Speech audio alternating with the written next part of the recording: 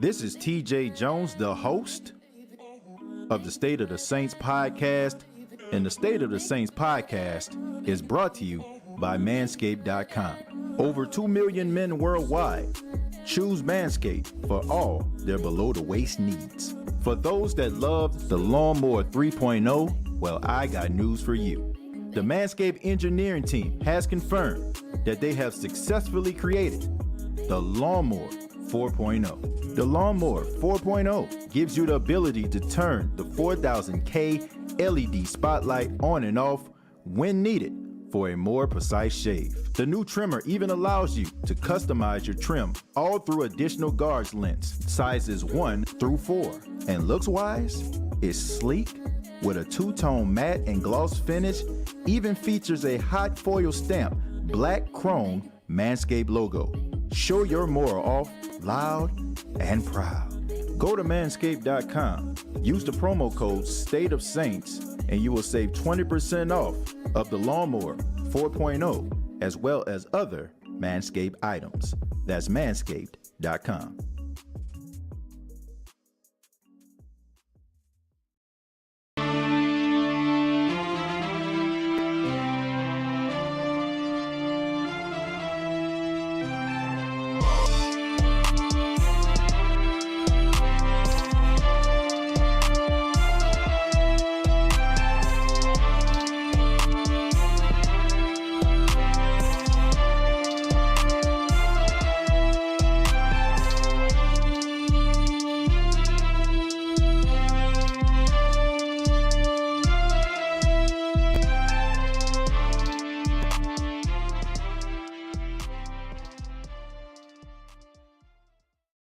Hey, what's going on, Who Dat Nation? It is yours truly, TJ Jones, the host of the State of the Saints podcast.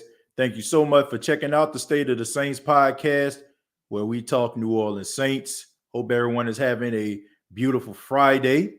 Hope everybody is excited about the weekend. And we have a lot that we need to discuss right here on this show. Today's topic, we're going to be talking about the NFL schedule. Of course, we know that the Saints 2022 NFL schedule has been released. So we now know who the Saints are going to play, where the road games are going to be played, where the home games are going to be played, and what time. We're going to be talking about that. And we're also going to be taking your questions and also reading some of your comments. Thank you all so much for choosing the State of the Saints podcast, for your listening and viewing pleasure. We are the podcast where we talk New Orleans Saints. So shouts out to everybody that's new to the channel, first time listening to it. Hopefully it won't be your last. As you all know, the Saints 2022 schedule has come out, and there's so many things that we could talk about. We can talk about the division games starting off the season, which is very rare. You normally see your divisional games towards the end of the season, around week 8, week 9, or something like that. But the Saints, I mean, they they start off the season taking on their bitter rivals, the Atlanta Falcons. And then right now, I have the schedule, and I'm going to put it up on the screen so everybody can see it, so we can break down the schedule. Okay, here is the 2022 season schedule. As you can see, the Saints start their preseason against the Houston Texans, the second preseason game against Green Bay, game number 3 in preseason against the Los Angeles Chargers. Then, of course, week 1, you take on the Falcons. Week 2, the Bucs. Week 3, the Panthers. Week 4, against the Vikings in London. You have the Seahawks in week 5. You have the homecoming of Joe Burrow in week 6 against the Bengals. You have on Thursday night, you take on the Arizona Cardinals, the Raiders, the Ravens, the Pittsburgh Steelers, the Super Bowl champion Los Angeles Rams, the 49ers, the Tampa Bay Buccaneers again in week 13, and their bye week is in week 14, and they come back off a bye week to take on the Falcons, the Browns, the Eagles, and they end the season once again for like the millionth time against the Carolina Panthers. And that is the 2022 NFL schedule. If you probably noticed on this schedule, if you probably noticed, you'll see that the New Orleans Saints have zero primetime games on NBC. And that is something that I feel that is very, very weird. I understand that the New Orleans Saints are going through a little bit of a transition. Sean Payton decided to step down this past offseason, and Dennis Allen is your head coach. Drew Brees has retired, and Jameis Winston is coming back off an ACL injury. But it is just so unfair the way that the NFL treats the Saints and how they give other teams, no matter if they get new coaches or they get new teams, they still find themselves on a schedule for NBC. Like, I am not trying to sound like I'm trying to be bitter. I'm not trying to sound like I'm being a hater, but it's just funny to me how you have teams that struggle, that are not very good, like the Washington Commanders, like the Philadelphia Eagles, like the Dallas Cowboys, teams like this, the New England Patriots who struggle. It's teams like this that constantly always seem to get the benefit of the doubt. Now, you can talk about, New England has Belichick, but what the hell does the Dallas Cowboys have besides nostalgia? What does the Washington football team or Commanders, whatever the hell they are, what do they have besides nostalgia? Absolutely nothing. How is it that these other teams out here, the Seahawks, the Browns, all these other teams can get the benefit of the doubt? However, the New Orleans Saints don't get it. And it's just totally unfair. And I don't care what anybody says. There is something that is going on when it comes to small market teams and the National Football League and how they place these guys on the marquee. Is how the media people approach them, is how they talked about them. I can even show you something right now, right? We're going to go to a clip because I feel like this suffice, and I want you to pay attention, okay? I'm going to show you a clip of Jameis Winston. Jameis Winston is talking to the NFL Network, Rich Eisen, Coach Moose, Steve Mariucci, and Mike Irvin, about the NFL schedule. And he talked about his availability. But I want you to pay attention to this, all right? Take a look. How are you feeling? Are you close to being 100% so you can win some more games this year? Coach, if you needed me to strap it up right now, I'd be able to go. Oh, but yes. That's what I'm talking about. Oh, yes. Okay. So as you can see, he says that he's ready, to strap up. Jameis Winston was really, really good as a starter for the New Orleans Saints. They were 5-2. Keep this in mind. They were 5-2. So the guy coming out to actually play week one, to me, I feel like it's a benefit to the New Orleans Saints. And Jameis also talked about being away from football. Check this out. As a kid, my passion was always football, right? But being taken away from the game, I didn't realize that my passion was playing football. Right. I just miss playing football, being with my teammates, game planning, and actually, just attacking the field with them. So this was the first time in my life where, when I first got to the Saints, I got a chance to sit behind Drew and took everything slowly. But this is the first time I was not in the building. I was really removed from this. So I was able to grow a lot with my family. I was able to really build more on my foundation and my faith. And I just got hungrier. I got hungrier because not just the admiration and the passion I got for the game, but the hunger I had to be back out there with my teammates, man. So Jameis Winston, his injury really put things into perspective for him. But that wasn't the main reason why I showed you this clip. That's not the main reason. I want you all to pay attention to something really quick, okay? Really quick. If you look at the beginning, look at the caption below Jameis Winston. As a kid, my passion was always football, right? Okay, so you see, they say the Saints played 4 of their first 5 games against teams that didn't make the playoffs. Now, somebody answer this question for me. Why is it that they will put something like that up against the Saints. Like, nobody would care if Tom Brady comes out here and slaps around teams that didn't make the playoffs. Nobody said anything about that. Nobody really brings that to your attention. Why would they bring up that the Saints are playing 4 teams out of the 5 that didn't make the playoffs? It's because if the Saints just so happen to go on a winning streak, they can discredit them. I mean, you cannot make this stuff up, man. And I know people are like, TJ, man, you always go off and go in on the media, but it's the truth. How can you avoid these situations? How can you act as if these situations don't exist? They put that on the screen to discredit what the Saints could possibly do at the beginning of the season. The Saints are a really good football team, and I understand that Sean Payton is not there anymore. I understand that Drew Brees isn't there anymore, but you still have a team that has a top 5 defense. You still have a team, this in spite of having 50 different variations of a starting lineup, was a game away from making the playoffs. And they won the game that they needed to win in order to make the playoffs. How is it and why is it that teams get the benefit of the doubt when they have down years, but the New Orleans Saints just so happen to always be scratched off the schedule? I will tell you why. The reason why is because the Saints makes a lot of these media pundits eat crow.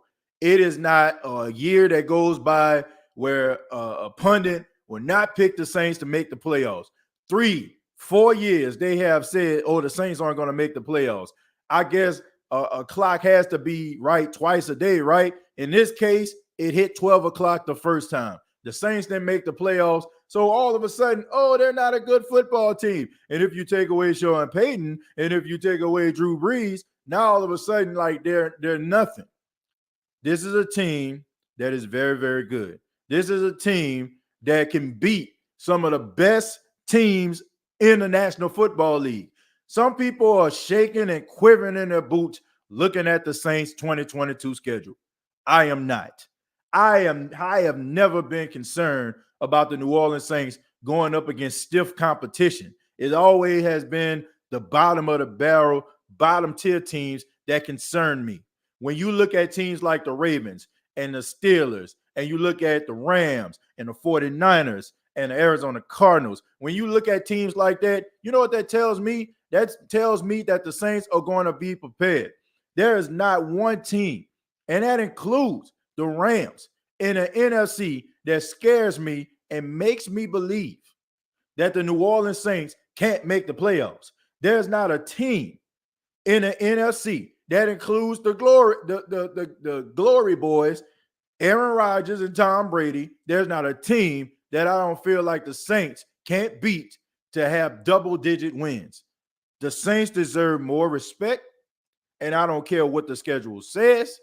This is a good football team. And the fact that they have not had they don't have at least one game on primetime television on NBC is a damn shame. There is no justification for that.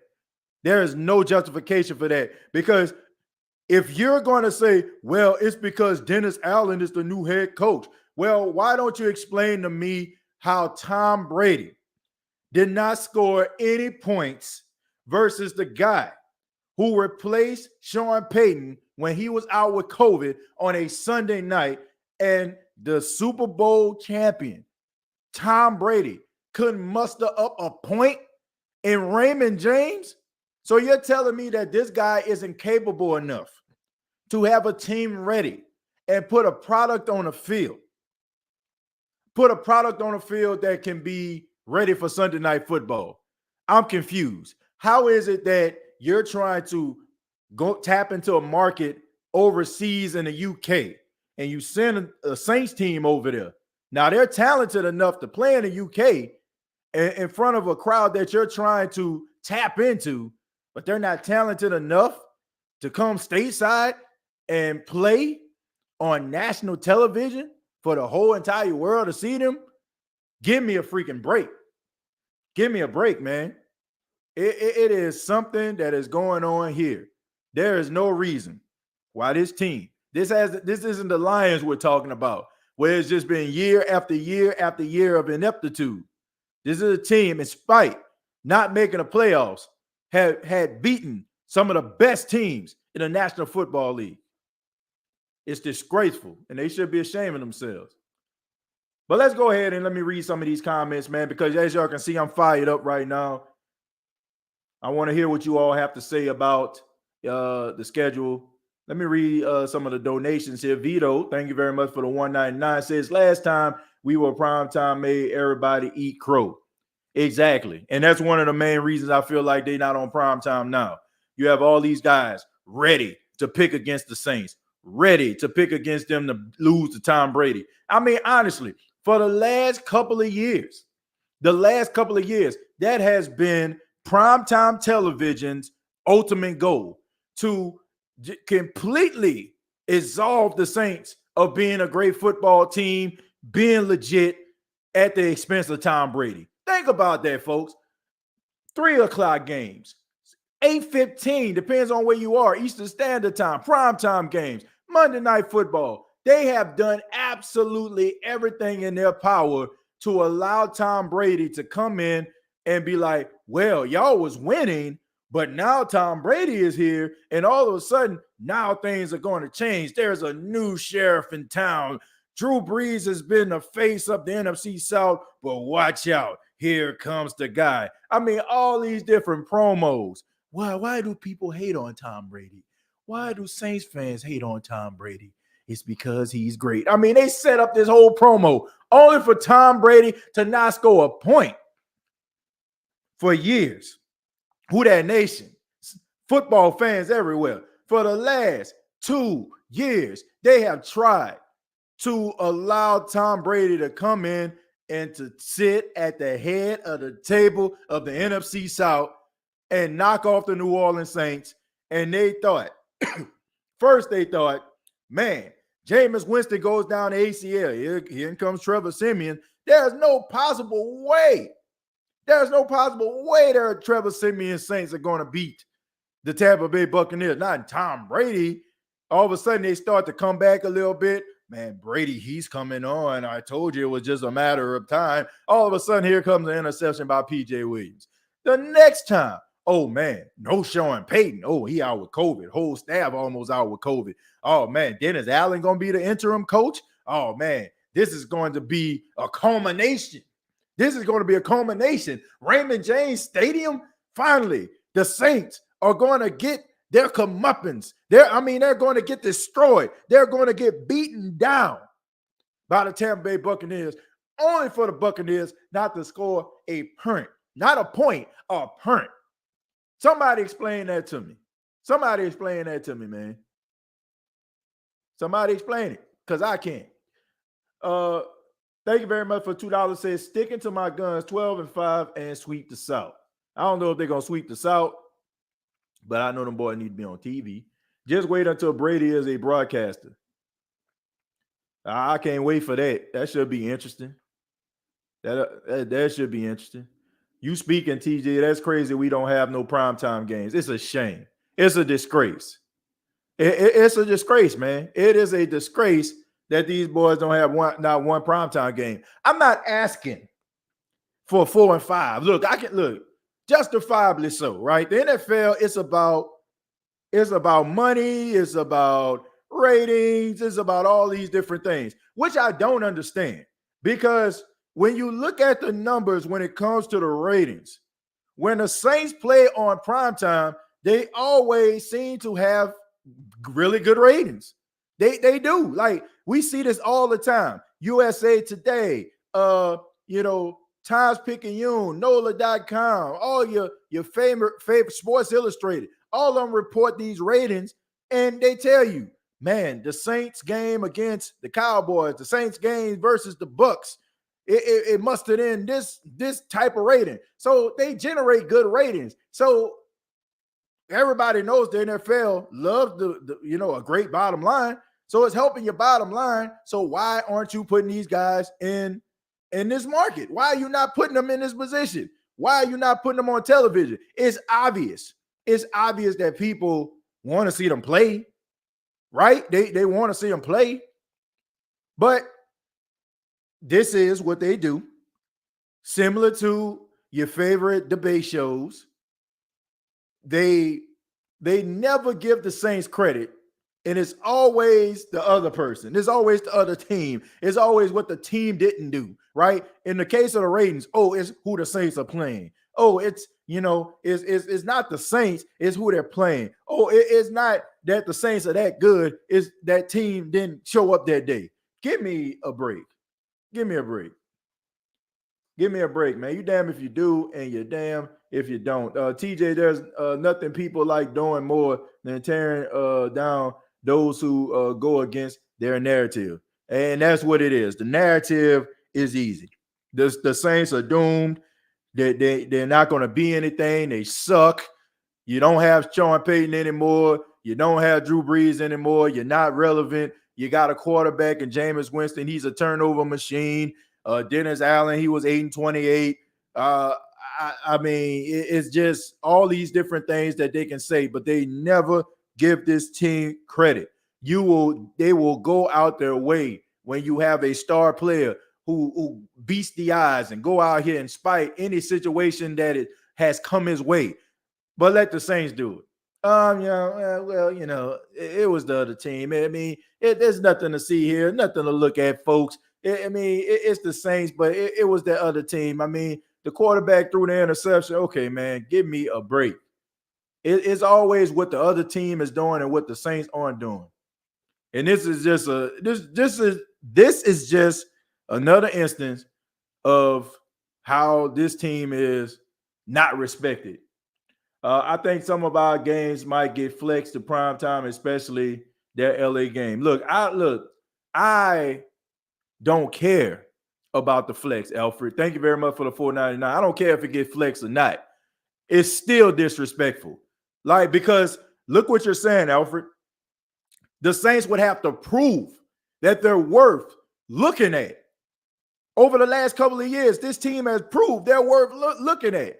Every single time they're in a big matchup, for the exception, I say, okay, given the Buffalo Bills and the Dallas Cowboy game, they did not show up. But for the bigger games, the games that they really, like the Bucs games, like some of these bigger games that's on primetime television on Monday Night Football, for more times than not, this team shows up. Or you can really truly say some of the issues that plagued this team because they weren't as successful as years past on primetime was because they were dealing with injuries. They were still there. It's not like this team is just so much of a failure that they're not fixable. Like, this team still has bright spots, and some of the low points was due to injuries and lack of depth. So, and my point is, Alfred, in order for the Saints to be on primetime television, that means that they would have to prove themselves worthy to be on primetime television, which, in my opinion, they have proven that they're worthy of being on primetime television. They have over the past couple of years. Don't tell me 1 year of missing the playoffs over the last 5 years they have completely just supposed to eliminate the fact that this is a good football team more times than not. If we're going to play that game, then somebody tell me why are the Dallas Cowboys on my television every single week? Why are they America's game of the week? Why are they the primetime game? If we play in this game, somebody explain that to me. Why are the Pittsburgh Steelers on my television? Why are they there? They ain't doing nothing. You know what I'm saying? Why? You know what I'm saying? Like, if we talking about 1 year missing the playoff, why are the Ravens not on my television on primetime? Why are they there? So if we playing this game, if it's about, oh man, y'all missed the playoffs and y'all going through a transition, why are the Steelers on my television? They going through a transition. It's going to be Mitchell Trubisky, Mason Rudolph, or Kenny Pickett as they starting quarterback. None of those guys are proving themselves as being worth looking at, right? If we're playing this game, and like I said, this is not sour grapes. I'm just saying from a logical standpoint, why do all these other teams get the benefit of the doubt of getting opportunity to play in front of a national stage, no matter what their record is, no matter if they have a good offense, defense, special team, hell, a good coach. All because Vince Lombardi used to walk their sidelines, or Tom Landry, the hat, used to walk their sidelines. Like, come on, man. How many years are these guys going to be making it off the hat? How many years are they going to be making it off Jimmy Johnson? Like, come on, man. Jimmy Johnson been in studio for about 20 years. And yet these guys still grace my television without a playoff win in sight. Somebody explain that to me. TJ, we got to prove it. Don't worry about it or what they think. No, it's not about worrying about what they think. It's about getting the respect that this team deserves. That's what it's about.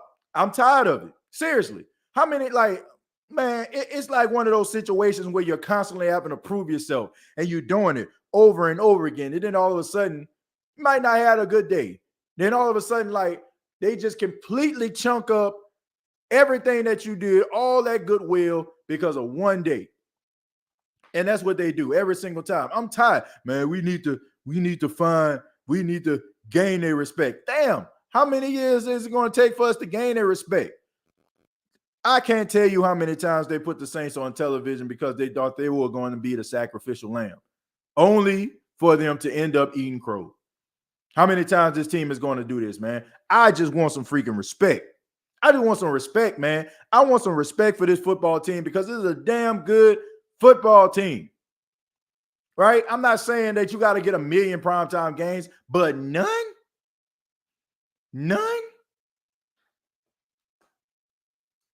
The Jets had an NBC game and they sucked the last 20 years. Exactly. That's my whole point. 8 more likes to get 50. Help out TJ and hit that like button. Subscribe. Much appreciated. Yeah, man, I appreciate that. Look, if you like the show, if you like the content, do your boy a favor, hit that like button, okay? I would really appreciate that if you hit that like button. They black out all the Saints games up here in Minneapolis. It's sad, and they're still salty about 09. No matter, though, they can't block DirecTV. Yeah, man, look, I don't know. I don't know why, I guess, probably because, that's the Minnesota Vikings territory, of course. But,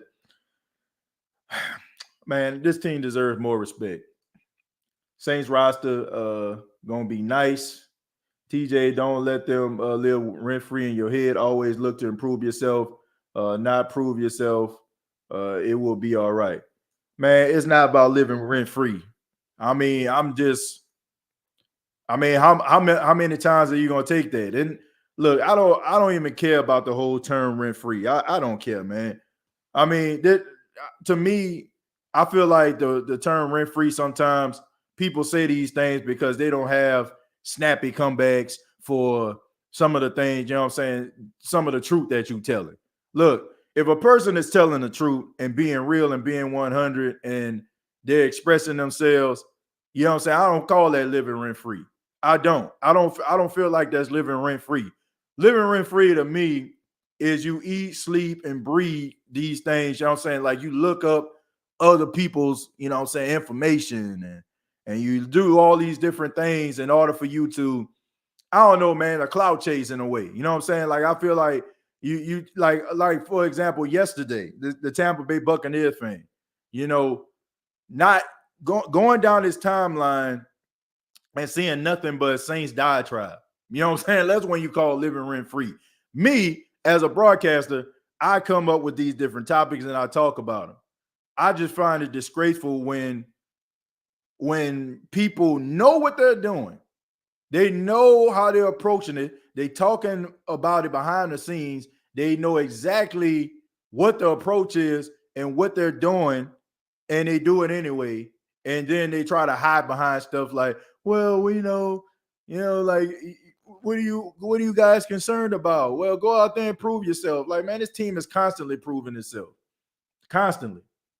TJ, I just checked the primetime game track. It says the Saints have 3 primetime games. I'm talking NBC. I'm not talking about Monday Night Football. Look, the Jets play on Monday Night Football, okay? The Detroit Lions play on Monday Night Football. I mean, Monday Night Football is Monday Night Football. I'm talking of no, and to be honest with you, Monday Night Football has not been what it once was back in the days. Okay, when we know what the primetime slot is, and that is NBC on network television on a Sunday night. Okay, the rest of those games, yeah. Sorry, something's not right. You're absolutely right, Google Mini. Something is absolutely not right. Something is absolutely not right, Google Mini. You're absolutely right. You're absolutely right. And the fact, what's not right is the Saints not being on primetime television. That's what's not right. But that's just the way I look at it. I bet them by loving my city and my team, and they can suck it. Every time they count us out, we bust their heads to the white meat. We still have a top D and added the pieces that we needed, and we have our quarterback back. I don't like the show. I love it. But I appreciate that. Thank you, man. No Thanksgiving game either. I'm not mad at that, man. Because, man, we got to think about this. They're not a traditional Thanksgiving team, you know. I don't have no problem with that. Man, give them guys a chance to be at home with their family for the holiday. Even when the Saints are supposed to be on Fox here on the Vikings bye week, they flex the game to a AFC West game. Has nothing to do with territory. Wow, that is hate. Google Mini agreed. Absolutely, Google Mini agreed. Let's see. Okay, TJ, I didn't know the context, bro, but yeah, you're right. We have owned the Sunday and Monday night games because they know we're a draw. Well, if they know we're a draw, Keno, that's my only point. If they know we're a draw, then why aren't they on television? As often. TJ in the 38-3 beatdown we put on them, they would have been 38-0, but they wanted to kick a 58-yarder in garbage time to avoid a complete blowout. I have no respect for the Bucs at all, man. I ain't even about the Bucs. He ain't about the Bucs. I just want respect. 8 more likes to get to 70. Please help out TJ and hit the like button. Subscribe, much appreciated. Thank you, man. Saints could start 10-0, and commentary will say, "Well, we still have questions about this team." Of course. I mean, that's just the way that it goes. You know, it's just so amazing to me how, you know, those smaller market teams, the teams that they consider not to be worth the price of admission, so to speak, and they have themselves a little run. And they'll talk about them like towards the end of the show, moving on to the next show, or they'll probably talk about them within 5 minutes, or my favorite, they'll talk about them, but, you know, they'll talk about them in order to talk about some other team. That's my favorite right there. You know, it's not the fact that they won, but they start talking about what all the other team went wrong. And don't tell me, it's because, you know, the team lost, because if their favorite team end up winning, they end up taking over the whole segment talking about what that team did right. I don't know, man.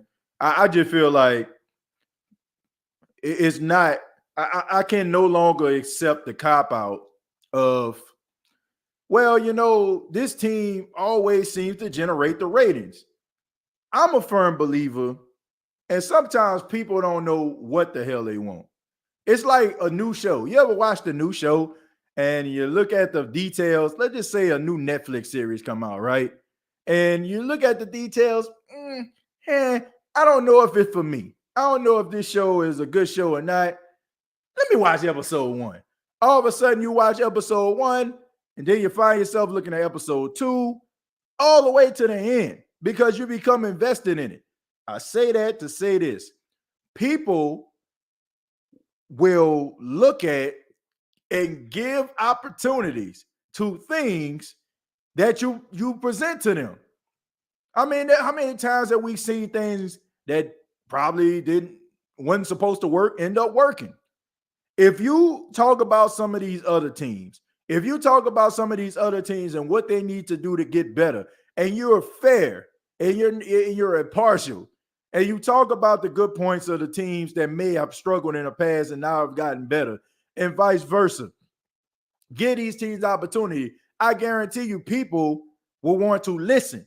But to me, it's like you're force feeding and forcing folk to buy into a narrative.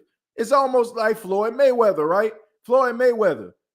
People put him on television. He's a polarizing guy. Man, Floyd Mayweather, Floyd Mayweather, Floyd Mayweather. It's rather two things, right? He's always in your face. If he's always on social media flaunting his money, if he's always at the boxing match, it's going to be two things. It's rather you're going to have an investment in him, like because you like him, or you're going to be like, man, I hope this dude get punched in the mouth. Get this dude out of my face. It's just common. Like it is no ifs, ands, or buts about it. You know what I'm saying? That's just the way life goes. It's not so much people care that much about the Dallas Cowboys. It's because they always talking about them. I mean, honestly, man, that's all people want is the Cowboys. It's because that's what you present to them. Man, all people want is Philadelphia and the Giants. Like, that's what they want. Like, if you constantly give somebody the same thing, they feel like they have no choice. So they're going to have two options: love what you're giving or hating. So don't tell me, if they don't talk about the New Orleans Saints, or if they keep talking about the New Orleans Saints, or give the New Orleans Saints an opportunity, or give like some of these other teams out here, like the Vikings, or, you know what I'm saying, like the Dolphins, or some of these other teams, giving these teams opportunity to have their moment in the sun. Don't tell me that people would not care about what's going on. These narratives about these sports teams and these sports figures are force-fed down our throats, and they do it for their own viewing pleasure. I don't know if it's lazy. I don't know if it's just lazy media, or they just, it's just about ratings. But at the end of the day, if you're good, you're good. If you're undeniable, you're undeniable. How about getting some people up in there that's close to the ground and understand sports, and not have to worry about, you know what I'm saying, let me learn every play on the Dallas Cowboy team so I can sound like the smartest guy when we watch ESPN Get Up, or some of these other shows on sports talk television. I don't know. I just want what's fair. I just want what's fair, man, and it's not fair. I know I sound like I'm rambling, but it's the truth. We should be America's team. I don't know if we should be America's team. I'm not saying that this needs to be like CNN, 24 hours, 24-hour news cycle, all Saints all the time. I just want teams that's worth talking about, that are good, that are talented, that are worth talking about at that particular time, to be addressed. And don't try to limit what they're doing. Don't try to limit them as a team. Don't try to make the bottom fall out. Just call it for what it is. Just call it for what it is, man. TJ, is it just me or quite a few pundits who should never speak on anything related to football? Who are your top 5 media clowns who know nothing about football, let alone the Saints? Keen Arthur, I don't have a top 5. I don't have a top 5 because here's the thing. All of your favorite media pundits, or the people that you consider clowns, are really good at what they do. Like they're so good. It's almost like, well, what if you use these powers for good? They don't, like, you have guys out here that they're gonna call it for what it is. Like, shouts out to Steve White, shouts out to Jim Trotter, shouts out to my guy B-Mac, Brian McFadden. You're going to see guys that are going to call it for what it is. CBS Sports, to me, they do a really good job at giving their opinion, but allowing you at the end of the video or at the end of the telecast to draw your own conclusions. The guys that you're probably going to be thinking about, people would consider clowns, like the Stephen A. Smiths, like Skip Baylesses of the world, like the Ryan Clarks, all these different guys like that. A lot of these guys are so good at their job, like they basically can argue with themselves, like they can debate themselves. Like there was this video that came out, and it was Stephen A. Smith, and I promise you we're going to get back to Saints football, but it was Stephen A. Smith, and somebody put him debating with himself about Kevin Durant. On one stance, he was talking about how Kevin Durant is a good player, one of the greatest players in the world. On the other hand, he was talking about how he's not the greatest player in the world. That's, you know what I'm saying? That's the reason why these guys are so good, that they can manipulate any situation and make you feel as if what they're saying has validity, or, you know what I'm saying, what they're saying, you should take it to the bank, but they don't use it responsibly. They use it and it becomes lazy to me. It's lazy. It's like, I'm gonna pick this particular topic and we're gonna, monopolize the majority of the show about it, and we're not gonna talk about anything else. And I feel like that right there is not responsible. Your job is to give people the news. And I don't think that you should downgrade a team or or disrespect the team because you don't want to have justification for talking about it. And I feel like that's what a lot of these guys do. That's what they do. They take these teams and they grind them up. So it's like next time you talk about them, people are like, man, let me turn the TV, because they ain't worth talking about. Some of the broadcasters with the most playing experience are the worst, though. Well, I just feel like they're just trying to find like their media chops. And, it's sad because you're going to have a whole different generation of guys who major in mass communications and get into broadcasting. They're going to feel that's the only way it's going to take for them to make it. I think a lot of these guys who pursue broadcasting after playing football, these guys are just trying to keep their position. So they know what it is, man. TV is about entertainment. It's sports entertainment, man. I mean, the most off-the-wall take that you can have, the better. So I just think that, that's what television is. It's sad, but it's true. But I want to get into Jameis Winston's comments. Jameis Winston, of course, said that he would be ready for week 1. He talked about how he misses football and how, leaving football and being away from his teammates gave him an appreciation for the game. Look, I like Jameis Winston. Like, I do, man. I'm one of those people that want to see this dude do well. I'm one of those people that want to see this dude succeed. I'm not one of those folks that just want to throw a dude by the wayside. I think that Jameis has the talent and abilities to be a really good quarterback. I do think that, of course, they had those issues that were in the past about him tearing the ball over. And some people feel like you are who you are. A tiger never changes his stripes. Sometimes the tiger might lay in the grass.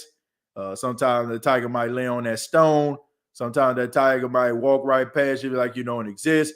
But don't get it twisted. A tiger can attack you and it will have stripes, right? So if people feel like, Jameis Winston, he had 5, he went 5-2, and he had 14 touchdowns, 3 interceptions. But it was only a matter of time before Jameis reverts back to who he is, and he never got the opportunity to do that. That's how people are thinking. The dude wants to be great, and I don't understand how anybody doesn't want to root for a guy that wants to be great. If Jameis Winston wasn't out here putting in the work, if Jameis Winston wasn't out here putting his best foot forward within the community, with his teammates, doing all the little things he has to do in order to perfect his craft, if he wasn't doing those things, then I can see why people would feel the way that they do. But it just makes people look sad and pathetic and miserable when you looking at a guy that's trying to do everything that he can to be good, and you still have individuals out there that is wishing that the dude fails. Like, that is the ultimate hater. That is the ultimate definition of a hater. And I understand, we don't live in a world today of well wishers. We don't live in a world today where people want to see you doing great. I mean, it's just what it is, man. That's the reason why more videos that have negative messages get more likes and views than ones that are positive. People do not want to see Jameis Winston succeed, but this guy does not care. The guy is focused. Like Jameis, I've never seen anything like this before in my life. Like I never seen it. When you see a guy, maybe I say maybe LeBron James, right? maybe LeBron James. I'm talking about in this social media world where he's constantly scrutinized and he still has to go out there and has this level of confidence about himself to perform. Since Jameis Winston has been in Tampa, turned that ball over. And even when he was in Tampa, when he was, I don't want to say he was struggling, but he was getting those interceptions, people were ready to write this dude off. People were ready to call this dude a turnover machine. They were saying that he wasn't a good quarterback. They were saying that he's not a starter. They were saying all these things, and they just wrote this dude off. But yet this dude still comes into meetings. He still does interviews like he's the greatest quarterback in the National Football League. How anybody doesn't want to root for a guy like that, I don't know. I mean, look, if it doesn't pan out, then you got me. You got me. You got me. If he comes out there and he stinks it up, you got me. But you shouldn't look forward to that. You shouldn't look forward to a guy failing. Like if it happens, it happens. But you shouldn't want that to happen. I got so much respect for this dude, like to his ridiculous, man. And I want to see him succeed. Because number one, he plays starting quarterback for my favorite team. So by him succeeding, the team succeeds. And then number two, man, I just, it's just something about a guy overcoming the odds. It's just something about that. A really good feel-good story that's not like laced and built up, and manufactured by your favorite production company. But I'm talking about a guy that you actually seen legitimately tossed to the side and left for dead, and like a phoenix rising from the ashes and really handling his business and allowing a lot of these haters out here to eat crow. So yes, I am a Jameis Winston supporter. And the fact that this dude carries him, honestly, it's not even about his skills. It's not even about his abilities. He has those. It's just the fact of how this dude has 0 F's given. You know what I'm saying? Like he does not an F about what people think about him. You can't. Like you can't possibly care what a person thinks about you and carry yourself like him. Like it's impossible. It's impossible. It's impossible for anybody to have that type of scrutiny, get beat to dust, and still have this confidence if it ain't legit. Like, for real. Like, I don't know. I don't know what else to say. I'm just rooting for the guy. Big homie TJ, JSU. What's going on, Ernst? Appreciate you for being here. TJ, I know this is off topic, Who That Nation. You was a dynamic receiver in school. Can you explain the mill route concept that Michael Thomas Olave is going to run this season? Man, all I know is this. I don't know exactly how they're going to approach this. I do know how they're going to approach this. I think a lot of people are going to be completely shocked the way the Saints run this offense. I don't think that it's going to be what people are thinking it's going to be. I think people, when they look at Michael Thomas, they feel like he's going to be handling all of the intermediate routes, and little quick slants and stuff like that, and the 10 and ends and all this kind of stuff there. And then they feel like Chris Olave going to be on the deep post route and street routes, and you know what I'm saying, like all these different things right there, the hits and goes. Michael Thomas is going to be running more of the route tree than people are giving him credit for. The same thing that people are criticizing Tua Tagovailoa about, and it's the same thing that Drew Brees was dealing with. When it comes to Tua and Tyreek, I think that you can put Michael Thomas in that category. Because if you look at Michael Thomas in 2016, wasn't many slant routes run. You know what I'm saying? Like not many slant routes were ran. Like you look at his rookie season, I mean, he was getting behind defenders. He was doing deep posts. He was like really running a route tree. And I think people forget about those things. It wasn't until, Drew Brees' arm strength started to diminish, and I honestly felt like the Saints saw it coming, which made getting rid of Brandon Cooks, like, it justified it, right? I think that was the writing on the wall, in my opinion. It wasn't the fact, like, I think sometimes, and even I kind of fell for it. I thought that Brandon Cooks left the New Orleans Saints because he was upset he didn't have a catch in that Rams game. Probably had something to do with it, but I don't think that's the reason why the Saints traded him. Because how many guys have criticized or said something and teams still keep him? I just think that Brandon Cook's skill set, running down the field, having that speed, I felt like the New Orleans Saints felt that Drew Brees wouldn't be able to get the ball to him down the field, and him to be that deep threat that he ended up being for the Patriots, he ended up being for the Rams, and now he's that for the Texans. I feel like that was the reason why the Saints decided to trade him to New England. I don't think it had anything to do with his behavior. I think if Drew Brees had that 2013 arm strength, you probably would have seen Michael Thomas and Brandon Cooks on the same team, until maybe Brandon Cooks probably would have played himself out of New Orleans because of a contract situation. That's the way I feel about it. But I think that it's going to completely change. I think that it's going to be a completely different thing. I think that, what I'm saying, like, somebody, I think that the good combination between these two guys are going to be great, but I don't think that I don't think it's going to be conventional like how we thinking that it is. I think it's going to be more dynamic. It's going to be more dynamic than people think. TJ, after looking at the Saints schedule, what's your prediction record will be this year? I'm gonna do a show on that, Jerry. I'm gonna hold that until we do a prediction show. I guarantee you, man. I'm gonna put a schedule together, and I'm gonna have the win-loss records. I'm gonna just do a show about it. That's why I'm just kind of holding off on it. Let me ask you something, TJ. Why do these guys sacrifice? Take integrity in favor of advancing their careers? Your credibility stays intact when you're not side jiffing to avoid being wrong.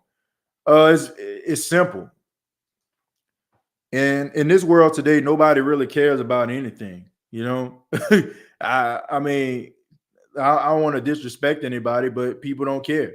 Like, we live in a microwavable world, where and look at like some of the things that you see. Like, people, do these different things and they don't feel like any type of ramification or anything is going to happen to them, man. They feel like they can just walk through the raindrops and not get wet. So they feel like they can say whatever they want. Like, they can say whatever they want and do whatever they want, and nobody will care. And then on top of that, man, we live in a world today also that people were willing to say and do anything for money. Integrity died a long time ago, folks. You know what I'm saying? Tact died a long time ago, right? A person's word died a long time ago. I remember my grandfather used to talk back in the day about how people used to like commit to things, right? They used to commit to them like, oh, I'm gonna come paint your house tomorrow. Wasn't no contract, wasn't nothing like that. It was a handshake, and you got my word. And if you didn't have a word, then people wouldn't mess with you. Not today, man. You can lie 3-4 times over. You can say all type of things, and you don't even have to have like no type of logic, facts, or research behind it. And then, in a couple of days, people will probably forget about it.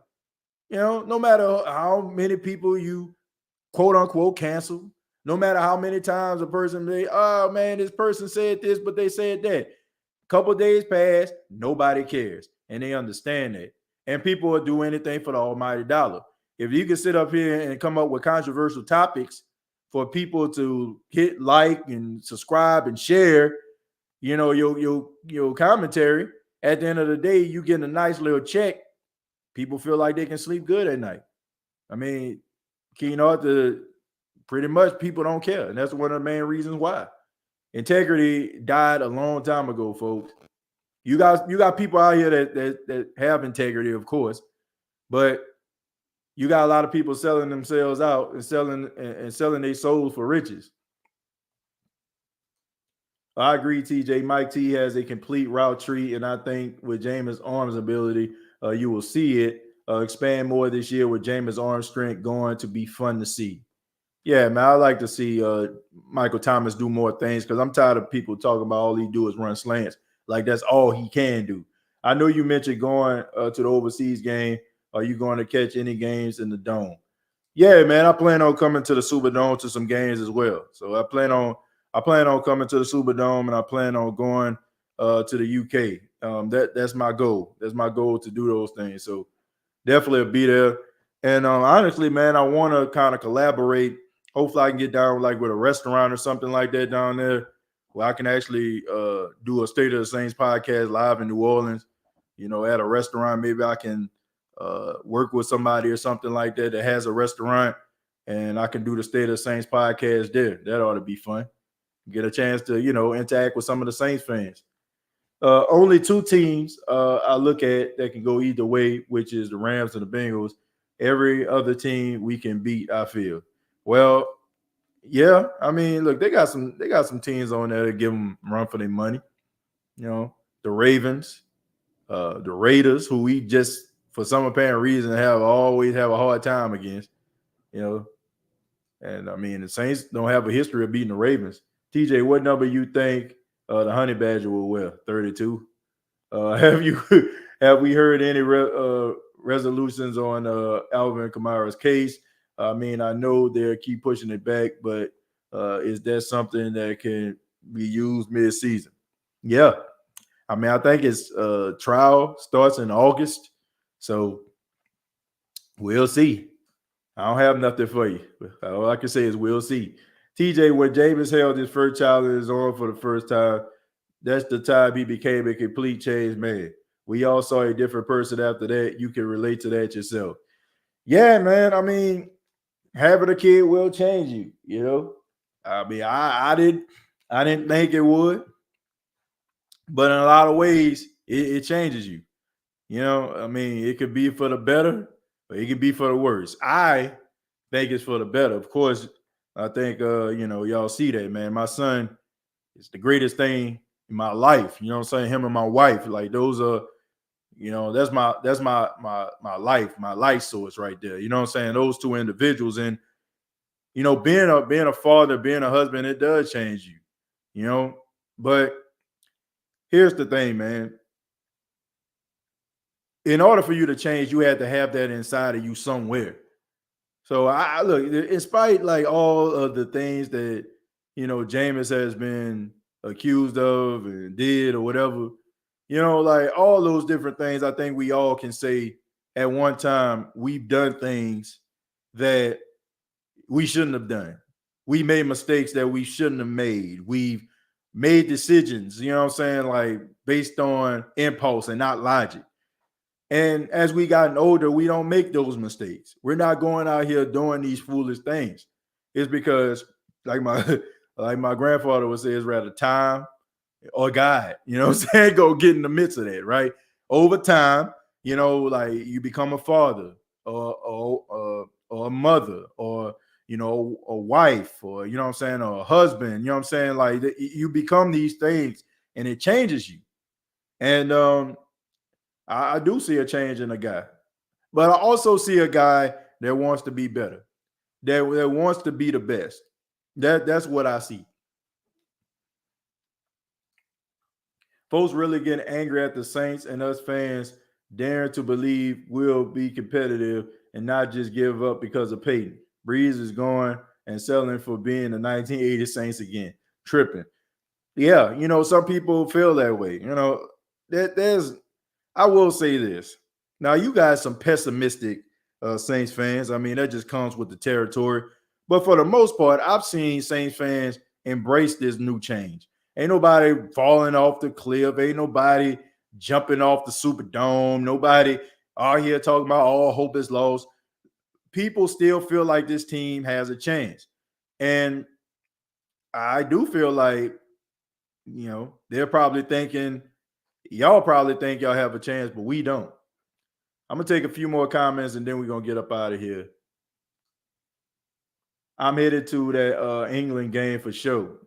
Yeah, man, I'm looking to go to that game. Deontay Hardy, 70-plus yard touchdown week 1. Pack the sound engineer for better or for worse. Okay, rather you're gonna be turning down the knob where y'all can't hear me, or turn it up so loud I break your shatter your eardrums. But yeah, man. I mean, look, he likes being in here with me. He likes to play with the microphones and stuff like that, and I think he's starting to understand like what I do.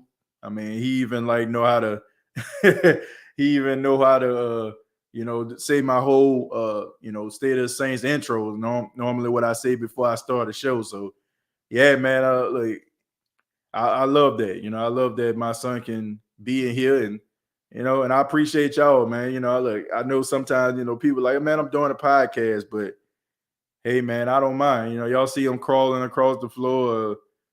Some of y'all seen him crawl across the floor literally, on shows. And then you had people, seeing him grow up, So I mean, some of y'all, have really watched my son. I mean, he's gonna be 3 next week. Y'all have really watched him grow. So yeah, I enjoy that, man. It's like the best part. Like I go back and I, edit episodes and I see him, on episodes. Mike T roasted Terrell week 1, who will extinguish whatever hope Falcon fans have for 2022. Yeah, we'll see, man. We'll see. You are dead on when it comes to Winston, period. I don't have foolish hope. I really believe we will be pretty good. Yeah, man, I think we will. I don't think that we should be I don't think we should be jumping off the cliff. Shout out to all the Saints channels. Yeah, shouts out to everybody out there, man. Shouts out to everybody that works hard at perfecting their craft and talking about this team, man. And as y'all can see, man, these channels are necessary, man, because not many people are out there are really like paying that much attention to the Saints. Like, can you imagine, like, if you didn't have guys like Ross Jackson, didn't have people like Deuce, Hoodie Jube, Aaron, CB, myself, all these people out here Big Q, that were really like investing in his team. Like, what would you do? Like, no disrespect, saying the WWL, but that would be all you have. That would be all you have. So I like that, that people are really taking upon themselves to come up with this content and, really telling people about this team, man. Because like y'all already see that they are trying, to make sure that nobody really cares about this team. They were trying to jump my people. TJ, you breaking down the schedule and making predictions. Not on this episode, but I will be doing that. And I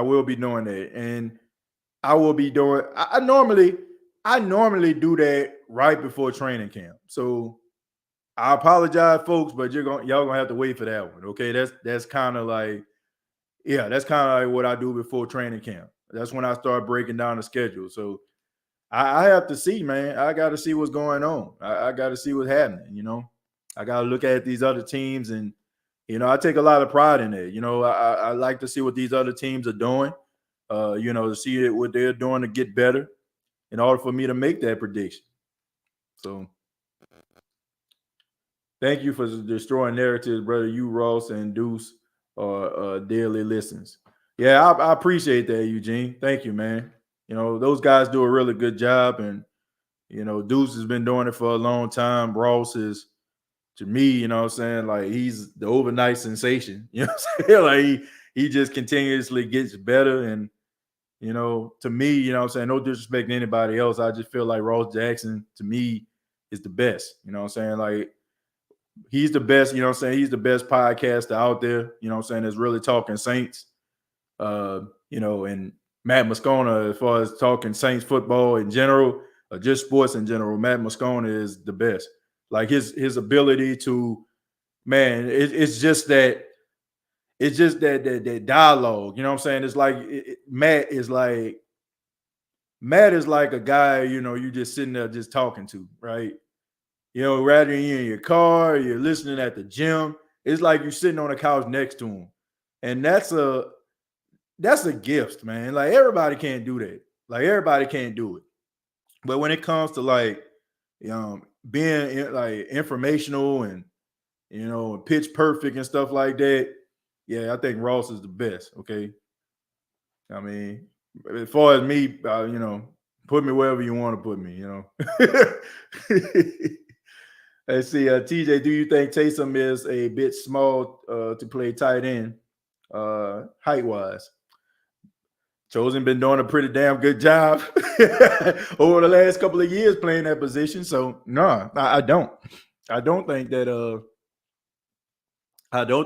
have an issue.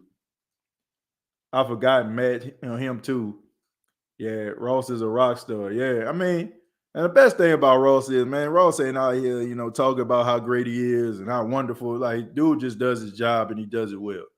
And that's what I got a respect for because, look, you can force it. You be like, I'm the best. I do it all. I mean, but you can't lie to folk, man. And, you can't. So, but he carries himself with a level of humility and he deserves everything that he gets, man, because he works really hard. I mean, he works really hard, man. So, got a lot of respect for that dude. Ross is a super professional, but his eye for talent is really questionable in my opinion. Man, look, everybody hit and miss, man. Everybody hit and miss. I mean, I've hit and missed several times on the State of the Saints podcast. But I mean, like I said, as far as knowing research and I've interviewed the guy and talked to him. Like, we don't anytime he's been on the show, it's not like I tell him what I'm gonna talk about. And he's ready for any type of question I have, rapid fire. Y'all know how I do it. I do rapid fire here, but he's ready, man. He has that ingrained in his mind. Stats, like different information that can be beneficial for the question at hand.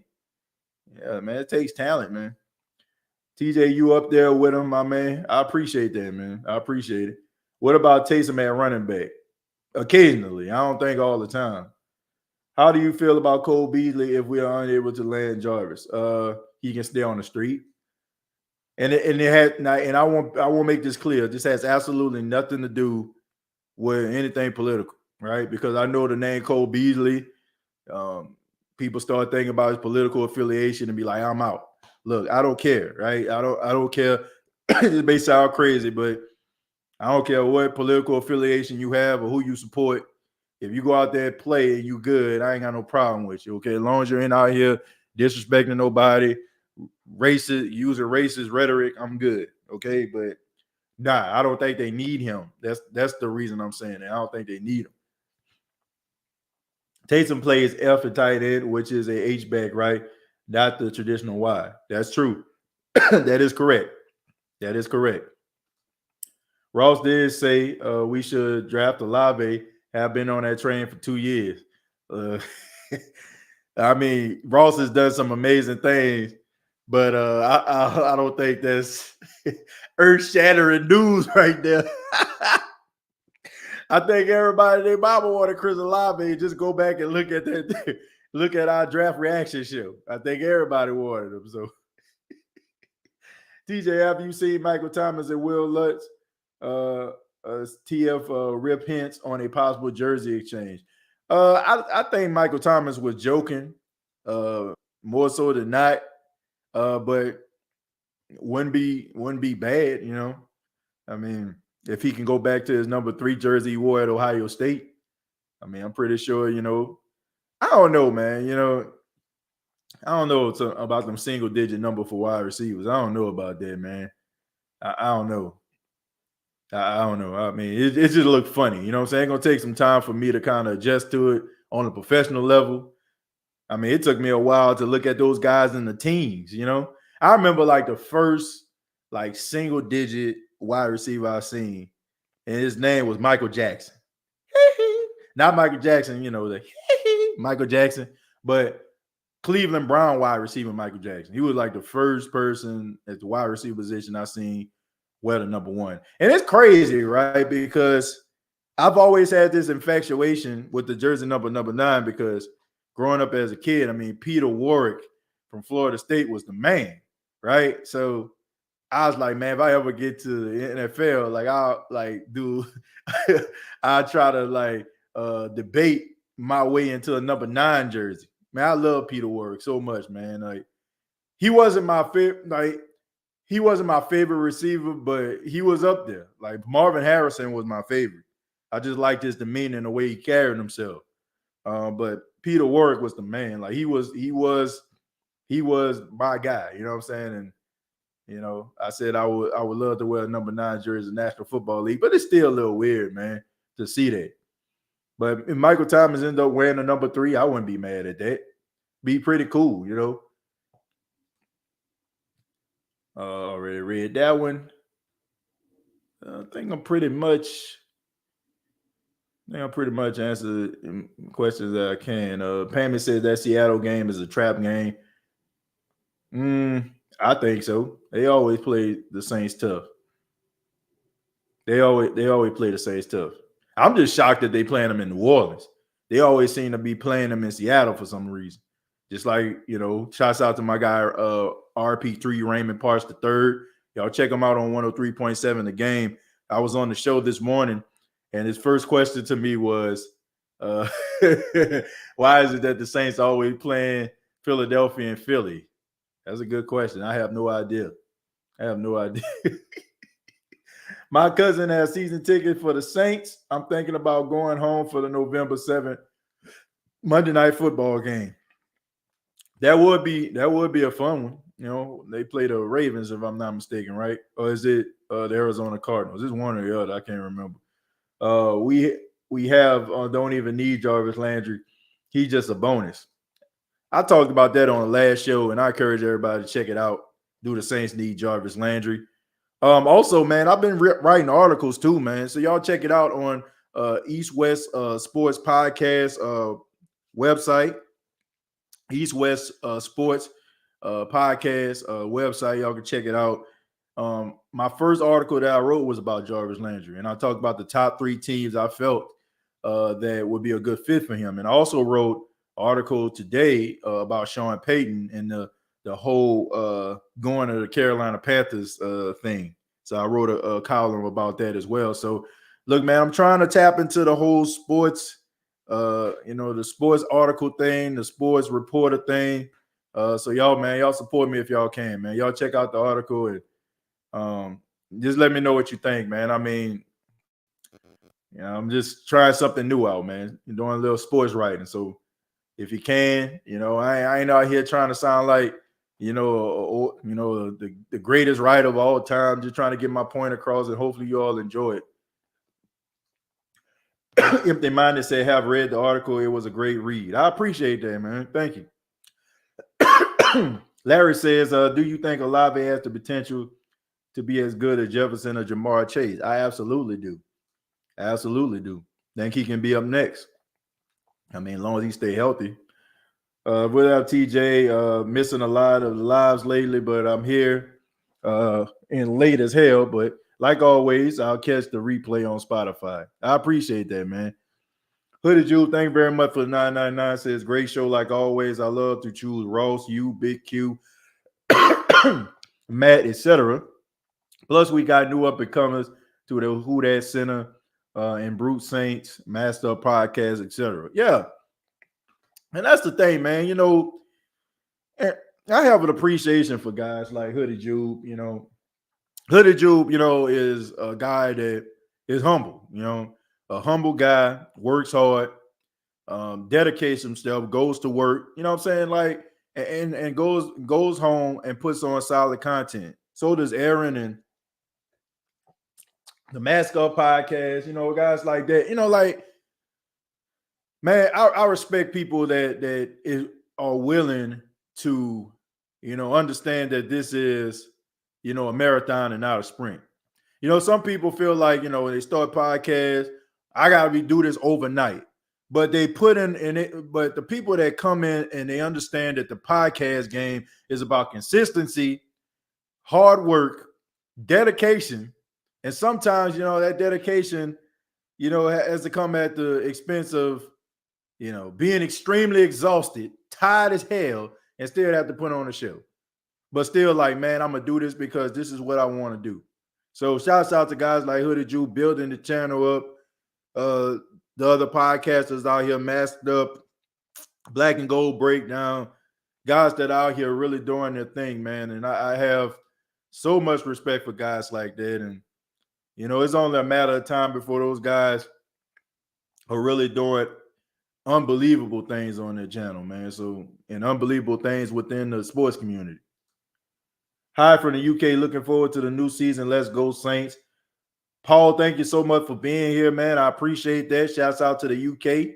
I don't know if you come into the game when the Saints play, but, you know, would love to see you out there.